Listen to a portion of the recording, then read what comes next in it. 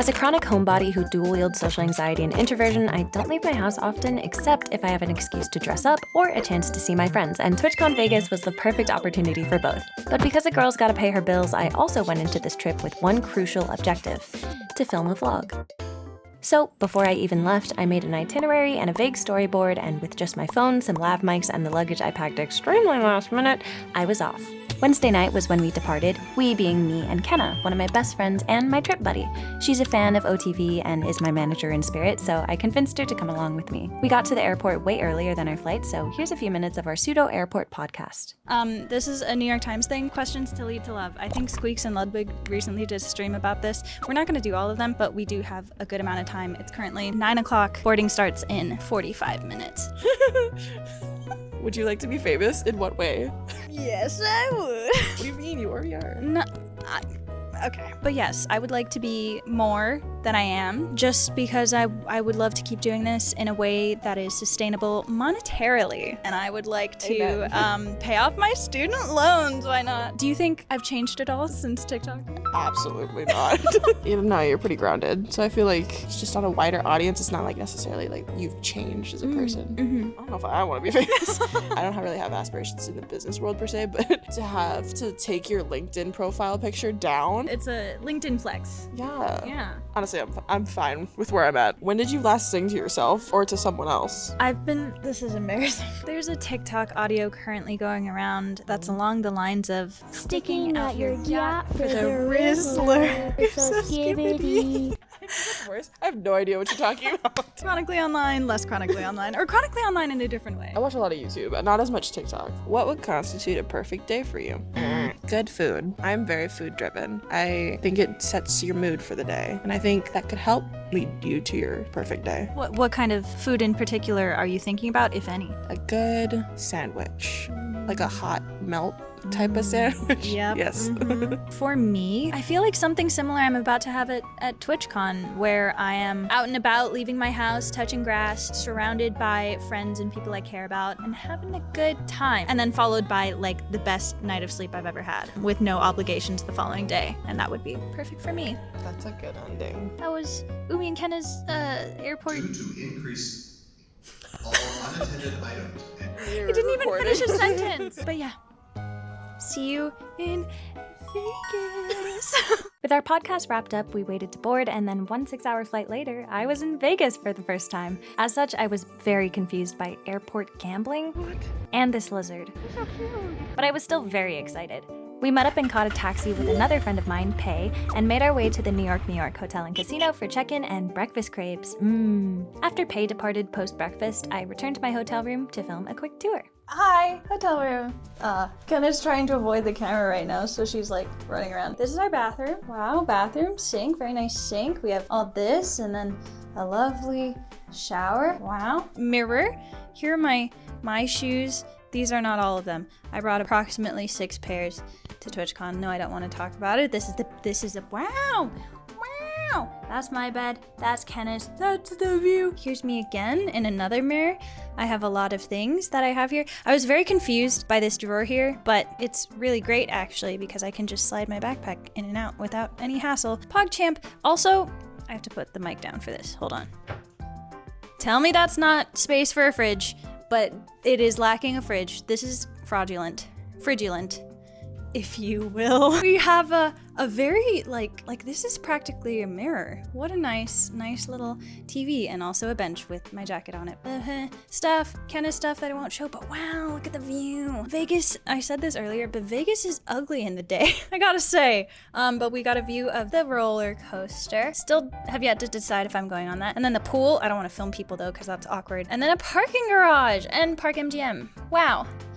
Okay, tonight I have the Twitch partner party as well as maybe a Stream Elements party, but I will show you whatever I end up doing because I'm a good little vlogger. But first I'm gonna nap. After a 3-ish hour nap, Kenna and I ate some lunch before heading to the Museum of Illusions. Ooh. It was filled with quirky interactive displays like a kaleidoscope, a tilted room, a massive 3D pin thingy, a demonstration of how tall my chat thinks I am versus how tall I actually am, the sculpture from Glass Onion, fake gambling, and another cooler kaleidoscope. After our illusory adventure, Kenna and I parted ways at the monorail as I went to pick up my partner badge so I could attend the partner party. But I got really sweaty because Vegas is hot at night too for some reason, so I went back to my hotel room to change. And that was the last piece of footage I filmed on Thursday night. Look, I'm a live in the moment kind of gal, sue me. But I did film a little recap the following morning while hungover, so that's something. Good morning. Last night was the partner party, followed by a stream elements party that I went to. Partner party was great, but it was a no filming, no streaming sort of zone, so I didn't take any pictures there, but it was at Brooklyn Bowl. Maybe I'll insert some pictures of the actual venue. Really beautiful venue, way better than the San Diego venue. However, I got there a little bit late, and I got there intending to get food. However, they'd already put the food away by the time I arrived, so I was operating on an empty stomach, which is where our story begins. So at the partner party, I had about 2 cans of twisted tea, you know how it is. And then after the partner party, a whole bunch of people I met at the partner party, as well as friends who I'd known prior, were going to a stream elements party. They were sponsoring an emo night that was happening at Area 15. Really pretty. I'll insert more pictures here because I also didn't film here. But they had an emo night with a host of different DJs. Drinks here did cost money. However, there was a really cute drink menu with like themed drinks. There was one called Misery Business that I don't remember what it actually was, but the one that I ended up getting was a vodka cranberry, but I don't remember the punny name, so I'm going to insert one here to just say that it exists. But I had about 3 of those, and they weren't too big of a glass, but on an empty stomach, it probably hit me way more than I could handle, and I didn't really realize it at the time. But emo night was fantastic. I saw a whole bunch of other people who I knew. A whole bunch of streamers were there as well, and everyone was just chilling and mingling, and it was really nice. And I was dancing my little emo heart out, you already know. So once I was sufficiently drunk, my friends and I went to a pho place afterwards, but at this point I was not feeling too hot, and I was just very tired because this was at like 2:30 a.m. or so. I ordered food, but I didn't eat much of it, and then after hanging out with everybody, I called my Uber and went back to my hotel, and surprisingly took off all my makeup and showered and then got in bed without any throw up. But I slept like the dead until like 11:30 a.m. but I'm still super tired. I still have a bit of a headache, and I have a late lunch that I'm planning on going to later with my friends Joe, Taro, BB, and Matt's Mixtape, who I made friends with at TWITCHCON last year, as well as their friend group, because we're celebrating Matt's birthday, and we'll be celebrating at Hell's Kitchen in Caesar's Palace, I believe, but that's at 3:30, so I'm gonna take a nap, and then I'm gonna wake up and get ready, and then I will take you along with me at that event. But I just need more rest because I'm so still dead to the world, and my head hurt. My feet really hurt too. I don't know how I'm gonna walk in heels, or to be honest, any other shoe for the rest of this trip, but we'll make it work. That's what happened last night. That's what's happening tonight.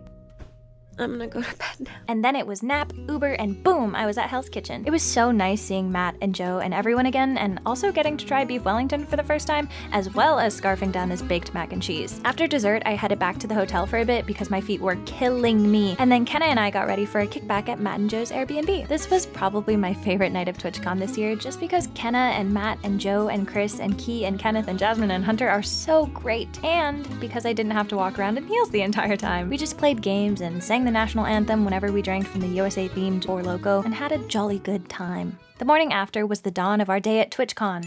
Kenna and I only bought a one-day pass, so we wanted to get to the con early to make the most of our time, but the line for the monorail was so long. This is probably like 1/25 of it. We spent about an hour or more before we actually got on the monorail, but a loop, skip, and a pog later, we arrived. Straight away, we headed for the Name Your Price show, a game show hosted by Will Neff and Austin Show where contestants guess the prices of various items. We almost immediately got in line for it since we wanted good seats, and good seats we got. You can actually see me right here in the live broadcast waving around the bidding numbers they gave us. I had number 488, which I would also wave around whenever the host asked the audience for their guesses, and Austin actually read it at one point when they were asking for the price of a 55-gallon drum of lube. What do we think this is worth? Big deal. Back here, what do we think? Already wrote. Oh, delivery is $488. Okay, You're not got the it. one winning Great. anyways. There was also a point in the show where contestants had to guess the silhouettes of streamers, and when I saw this one, I thought it has to be. Asmongold, I swear to God. But I was proven very, very wrong. Someone also had a wedding officiated by Elvis during this show, which was a little terrifying, but it was overall a really good time. After Name Your Price, I went to go see Jamie at her Epico booth to give her the candy bracelet I made her, and she was so sweet as always and gave me some free merch. Thank you so much, Jamie. I also got recognized at her booth by Basil Leaf, which felt so surreal because I've seen her art everywhere on Twitter, but Basil was so kind and we traded a Basil sticker for one of my bracelets. And then it was time to give out the rest of my bracelets at my meetup. Sorry to everyone who couldn't make it this year, but thank you to everyone who did. Y'all are the reason I can do any of this, so getting to talk to you and see you face to face makes me feel so grateful. Not to mention, y'all are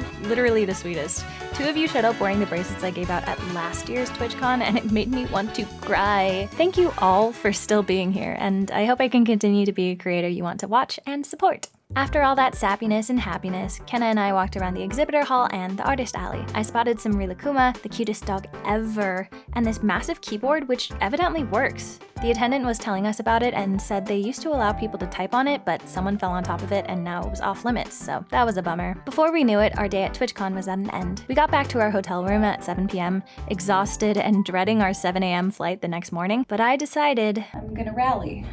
At this point, I already made up my mind that I'm likely never going back to Vegas, so I might as well get the full experience while I'm here. With this one final fit check, I ventured out with Matt and Joe and friends to see what Vegas clubs were like. We went to Excess at the Wynn Hotel, and this was the venue, except it was packed like this. I barely drank at all since I did not want to be hungover for my early morning flight, but I danced and took pictures and got the perfect dose of a Vegas night, I think. At around 2 a.m., I headed back to my hotel, grabbed some food, and enjoyed my meal in the wee hours of the morning. After showering and packing, I slept for just an hour before heading to the airport with Kenna. Thankfully though, I slept for the entire plane ride back, followed by another 6 hours once I got home and another 8 that night. Vegas exhausted me, and it's definitely not my favorite city, but seeing my friends and my community made it all worth it. I'm still working on my vlogging skills, but I hope you enjoyed this one anyway. I genuinely have no clue where I'll be in a year's time, but if I'm still around, maybe I'll see y'all in a TwitchCon 2024 vlog too.